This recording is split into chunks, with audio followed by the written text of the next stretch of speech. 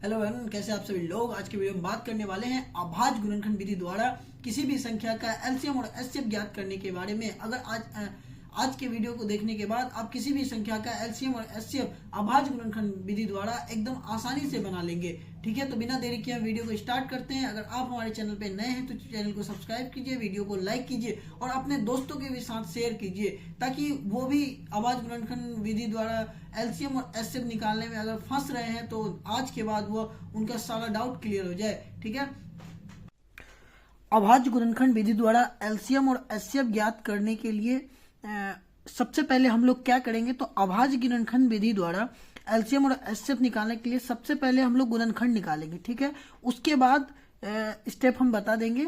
ठीक है, तो सबसे पहले हम क्या करेंगे, गुणनखंड निकालेंगे। क्या करेंगे, गुणनखंड। तो गुणनखंड कैसे निकालेंगे, तो 6 लिख देंगे। ठीक है, आप लोगों को गुणनखंड निकालने उम्मीद है आता होगा। ठीक है, अगर नहीं आता है तो कमेंट करके बताएं कि गुणनखंड निकालने भी भैया बता दीजिए, तो हम आप लोगों को गुणनखंड निकालने भी बता देंगे। ठीक है, तो हम यहाँ गुणनखंड निकालेंगे। तो 6 का गुणनखंड हो गया, यानी कि हम लोग अभाज्य गुणनखंड निकालेंगे। ठीक है, 6 का अभाज्य गुणनखंड निकाल लिए। ठीक है,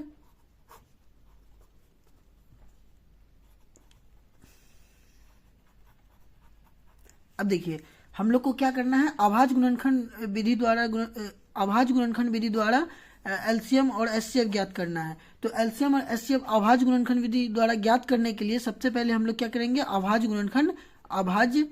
गुणनखंड निकाल लेंगे। अभाज्य गुणनखंड निकालने के बाद हम लोग उसको इस तरीका से लिख लेंगे। ठीक है, ये लिखेंगे, मतलब इस तरह से लिखेंगे।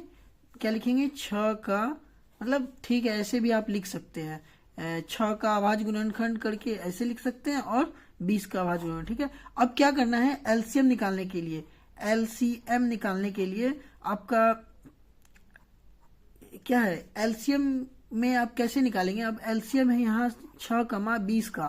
ठीक है, और एचसीएफ है आपका 6, एचसीएफ ऑफ 6, 20। इसको आपको ऐसे पढ़ना है, एचसीएफ ऑफ 6, 20। ठीक है, एचसीएफ ऑफ 6, 20, एलसीएम ऑफ 6, 20 और एचसीएफ ऑफ, इसको पढ़ेंगे ऑफ 6, 20। ठीक है, तो एलसीएम में क्या करेंगे कि जितने भी, मतलब जितने अंक है उन सभी अंक का पहले अभाज्य गुणनखंड निकाल लेंगे। ठीक है, तो देखिए जैसे यहाँ 2 अंक दिया हुआ, तो दोनों अंक का मतलब 2 संख्या दिया हुआ, दोनों संख्या का हम लोग क्या निकालेंगे, अभाज्य गुणनखंड निकाल लिए इस विधि का यूज करके। ठीक है, अब क्या करेंगे, जितने भी संख्या है उनका अभाज्य गुणनखंड निकाल लिए।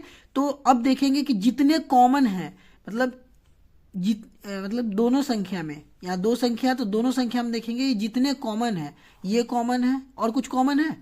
कॉमन होता है कि जो दोनों में पाए जाए, तो सिर्फ 1, 2 और 1, 2 यही मतलब दोनों में पाए जा रहे हैं, इसके अलावा और कुछ नहीं पाया जा रहा है। तो उसको हम लोग जो कॉमन है उसको एक बार लिखेंगे और बाकी को लिख देंगे। ठीक है, बाकी को जैसा है वैसे ही लिख देंगे और उसको गुना करके 5 तिया 15 दूनी 30 दूनी 60, यानी कि अगर आपसे बोले कि 20 और 6 का, यानी 6 और 20 का एलसीएम ऑफ 6 और 20 कितना होगा, 60 होगा। अब एचसीएफ कैसे निकालेंगे, तो एचसीएफ का रूल है कि इन दोनों में, यानी कि जितने भी संख्या हैं, ठीक है, यहाँ 2 संख्या दिया हुआ है, तो दोनों संख्या में हम सबसे पहले चेक करेंगे कि कितने क्या है, सार उभयनिष्ठ है। तो हम देखेंगे दोनों में कितना, कौन कौन कॉमन है, तो यहाँ पे 2 कॉमन है। ठीक है, उसके अलावा और कोई भी कॉमन नहीं है, तो जितना कॉमन है उसको लिख देंगे और जितना कॉमन नहीं है उसको जाने देंगे। ठीक है,